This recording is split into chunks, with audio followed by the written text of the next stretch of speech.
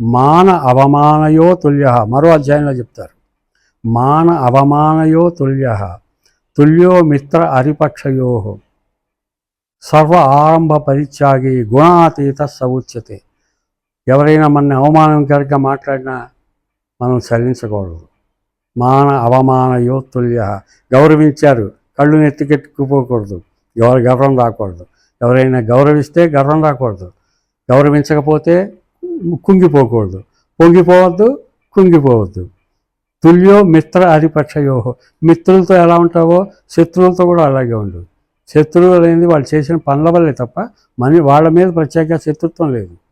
తుల్యో మిత్రారిపక్షయో సర్వ ఆరంభ పరిత్యాగి గుణాతీత సౌచ్యత. నీ దగ్గరకు వచ్చే పనులని నువ్వు ఈ విధంగా గుణాతీతుడవై చేయవలసింది.